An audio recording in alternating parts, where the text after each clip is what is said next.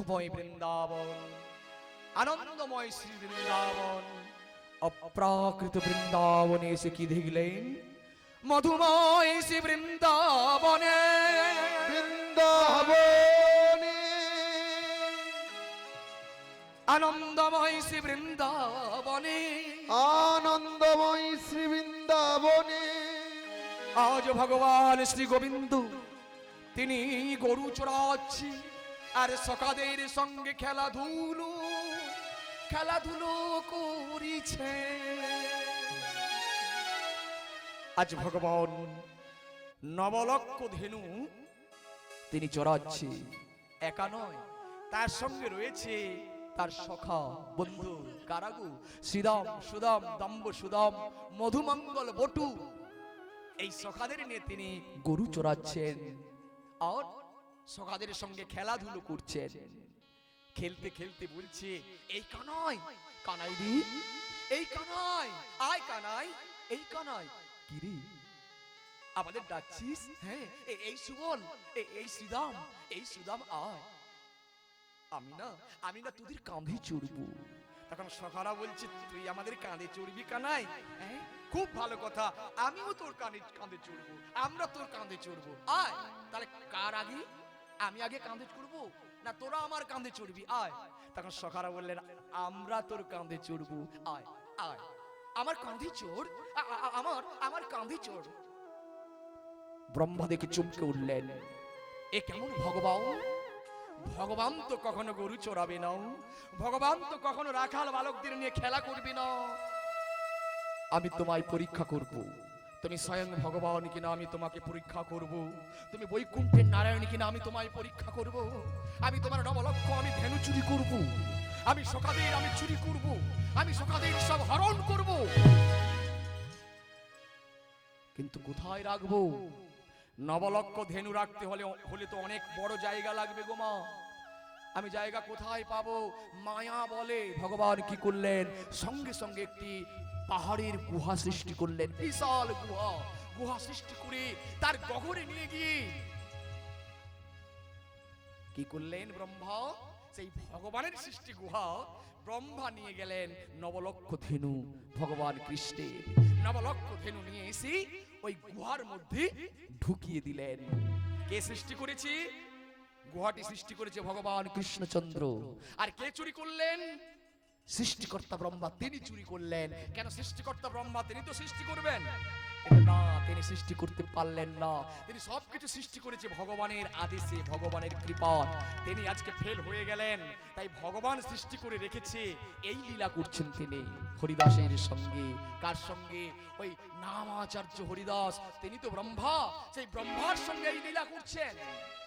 চুরি করে গহরে একটা মুখে পাথর দিয়ে চেপে দিলেন, যাতে বেরোতে না পারে। দেখি তুমি কেমন ভগবান। অন্তর্যামী ভগবান সকলের অন্তরের মধ্যে তিনি রয়েছেন। তিনি জানতে পারলেন, তিনি বুঝতে পারলেন সৃষ্টিকর্তা ব্রহ্মা এসেছে, ব্রহ্মলোকের ব্রহ্মা এসেছে আমার বৃন্দাবনে। এসে আমার নবলক্ষ ধেনু চুরি করেছি, সখাদের হরণ করেছি, কিন্তু আমি যাদের ঘর থেকে পার করে নিয়ে এসেছি তাদের তো ঘরে ফিরিয়ে দিতে হবে। শ্রীরামের মা দরজায় দাঁড়িয়ে আছে গো, কখন আমার শ্রীরাম আসবে ধুলোবালি খেলে? সুবলের মা দরজায় দাঁড়িয়ে আছে, কখন আমার সুবল আসবে ধুলোবালি খেলে? সবাই অপেক্ষা করছে সন্তানের জন্য। মাতা যশোমতী তিনিও অপেক্ষা করছে, আমার গোপাল কখন গোচারণ থেকে ফিরে আসবে। তাই ভগবান কি করলেন? আবার মায়া বলে তার মায়াতে সবকিছু সৃষ্টি করলেন, নবলক্ষ ধেনু হয়ে গেল। আজকে সখারা সবাই হয়ে গেল, আজ সব কৃষ্ণ, আজ সকলেই কৃষ্ণ হয়ে গেল। কৃষ্ণ থেকে সবাই সখারা হয়ে গেল, কিন্তু আজকে সখারা নেই, সখারা সবাই গগনে। আজকে নবলক্ষ ধেনু সবাই গুহার মধ্যে। ভগবান সৃষ্টি করলেন নবলক্ষ ধেনু, ভগবান সৃষ্টি করলেন শ্রীদাম সুদাম দম্ব সুদাম মধুমঙ্গল বটু, সব সখাদের সৃষ্টি করে সবাইকে বাড়িতে পাঠিয়ে দিলেন। কেউ বুঝতে পারলেন না। আবার তারপর দিন এলেন ব্রহ্মা, আবার তারপর দিন চুরি করলেন, আবার সৃষ্টি করলেন, আবার তারপর দিন এলেন, আবার চুরি করলেন, ভগবান আবার সৃষ্টি করলেন। দেখুন চুরি করছি আর ভগবান সৃষ্টি করছেন। এইভাবে একদিন নয়, দুদিন নয়, 3 দিন নয়, 7 দিন। 7 দিন ব্রহ্মা চুরি করছে, ভগবান সৃষ্টি করছেন। 7 দিন পরে আর রাখবার জায়গা হলো না, ব্রহ্মার আর রাখার জায়গা হলো না। তিনি ব্রহ্মলোকে ফিরে গেলেন। যেই ফিরে গেলেন, দাড়ি তাকে চিনতে পারলেন না। আপনি কি? আপনি দাঁড়ান। দাড়ি বলছে আপনি দাঁড়ান। তখন ব্রহ্মা বলছে তুমি আমায় চিনতে পারছো না দাড়ি? আমি তো সৃষ্টিকর্তা ব্রহ্মা, আমি তো চতুর্মুখ ব্রহ্মা, আমি এই ব্রহ্মলোকের ব্রহ্মা। তুমি আমায় চিনতে পারলেন না দাড়ি? আর তুমি তো আমার দাড়ি, তুমি আমাকেই চিনতে পারছো না। কিন্তু দাড়ি বলছেন আপনি আমাদের ব্রহ্মা। হ্যাঁ, না না না, যিনি আমাদের ব্রহ্মা দেখুন না, ওই তো তিনি সিংহাসন আলো করে বসে আছেন, উনি তো আমাদের ব্রহ্মা। আপনি কোথা থেকে এলেন? ব্রহ্মা দেখে চমকে উঠলেন। একই, আমি তো জানি আমি একাই ব্রহ্মা, আরেকজন ব্রহ্মা কোথা থেকে এলো? ভক্তমণ্ডলী, হে আমার ভক্তিমতী মায়েরা, একজন ব্রহ্মাকে আমরা চিনি, যার নাম হচ্ছে চতুর্মুখ ব্রহ্মা। কিন্তু আরো অনেক ব্রহ্মা আছে, আমরা অনেকে জানি অনেকে জানি না। 10 মুখের ব্রহ্মা আছে, 100 মুখের ব্রহ্মা আছে, 1000 মুখের ব্রহ্মা আছে। আমাদের যিনি ব্রহ্মা, ইনি সবচেয়ে ছোট ব্রহ্মা। এর চেয়েও বড় বড় ব্রহ্মা আছে। কেমন?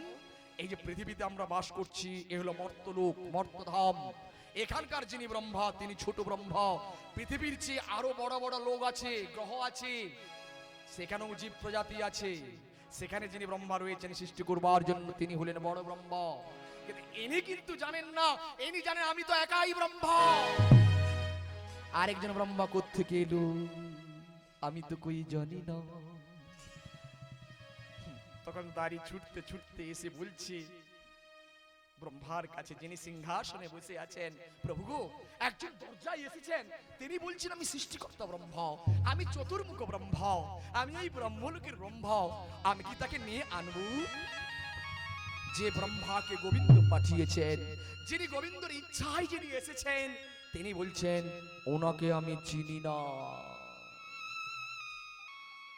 চোখের জলে বুক ভেসে গেল ব্রহ্মা, বুক ভেসে গেল ব্রহ্মা। আমি মিছে গিয়েছিলাম, আমি মিছে গিয়েছিলাম বৃন্দাবনে ভগবানকে দেখতে, ভগবানকে পরীক্ষা করতে। আমি দেখতে গিয়ে অপরাধ করে ফেলেছি প্রভু।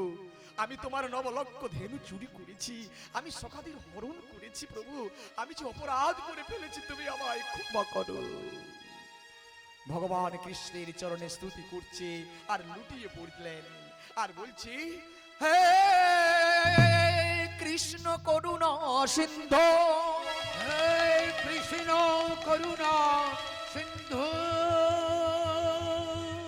দীনবন্ধু জগৎপতি, দীনবন্ধু জগৎপতে, গোপেশ গোপিকা কান্ত, গোপিকা কান্ত, রাধা কান্ত নমস্তুতে, রাধা কান্ত নমস্তুতে। হে আমার প্রিয় কৃষ্ণ, তুমি করুণার সিন্ধু, তুমি দীনের বন্ধু, তুমি সমস্ত জগতের পতি, তুমি গোপিকাদের ঈশ্বর, তুমি শ্রীমতী রাধা রানীর প্রেমাস্পদ। তাই তোমার চরণ কমলে সহস্র কোটি প্রণাম। আমি অপরাধ করে ফেলেছি, আমি যে তোমার চরণে আমি অপরাধ করেছি, আমি চুরি করেছি তোমার 9 লক্ষ ধেনু, আমি সখাদের হরণ করে ফেলেছি, তুমি আমায় ক্ষমা করো প্রভু গো, প্রভু গো,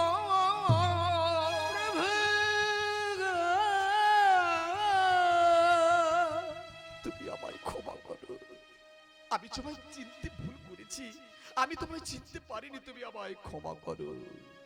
ভগবান সঙ্গে সঙ্গে এসে উপস্থিত হলেন ব্রহ্মার কাছে, এসে বলছে ব্রহ্মা ব্রহ্মা তুমি কাঁদছো, তোমার চোখে জল।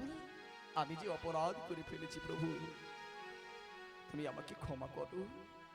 এর জন্য তোমাকে শাস্তি পেতে হবে। তুমি যে বৃন্দাবনে এসে যে অপরাধ করেছো, তোমাকে শাস্তি পেতে হবে। কি শাস্তি দেবে প্রভু? শোনো ব্রহ্মা, তুমি তো জানো না চুরি করবার অপরাধ কি। আজকে যে তুমি চুরি করেছো, সাধারণ কিছু চুরি করো না। আজকে তুমি আমার সম্পত্তিকে তুমি নিয়েছো। আমার বাবার নবলক্ষ ধেনু তুমি চুরি করেছো। আমার প্রিয় বন্ধুদের তুমি হরণ করেছো। তোমার বৈষ্ণব অপরাধ হলো। এই বৈষ্ণব অপরাধের তোমার কোনো ক্ষমা নেই। বৈষ্ণবেতে হয় যদি ক্ষুদ্র অপরাধ, যদি হয় ক্ষুদ্র অপরাধ, মহা ভজন হইতে পড়ে যায় মহা মহা ভজন হইতে পড়ে যায় বাদ। শ্রী চৈতন্য চরিতামৃত বললেন, মায়েরা শ্রবণ করবেন এই কথাগুলো। শ্রী চৈতন্য চরিতামৃত কবিরাজ গোস্বামী তিনি লিখনি করে গেলেন, বৈষ্ণবেতে হয় যদি ক্ষুদ্র অপরাধ, মহা মহা ভজন হইতে পড়ে যায় বাদ। আমরা যত পূর্ণ অর্জন করেছি, যদি ক্ষুদ্র অপরাধ হয়ে যায় বৈষ্ণবের চরণে, সব কিছু নষ্ট হয়ে যায়, সব কিছু শেষ হয়ে যায়। তাহলে বড় অপরাধ আছে, এ তো লঘু অপরাধ। তাহলে বড় অপরাধ কি তুমি চুরি করেছো, এই অপরাধের তোমার ক্ষমা নেই। তখন ব্রহ্মা হাত জোড় করে বললেন, কি শাস্তি দেবেন প্রভু? আজকে যে তুমি অপরাধ করেছো, আজকে আমি তোমাকে শাস্তি দিলাম। শোনো শোনো ব্রহ্মা, তোমাকে আমি এক শাস্তি দিলাম, মন দিয়ে শোনো। তোমার যবনের ঘরে জন্ম হবে, যবনের ঘরে জন্ম হবে। আছাড় খেয়ে পড়লেন সৃষ্টিকর্তা ব্রহ্মা গোবিন্দ চরণে। না,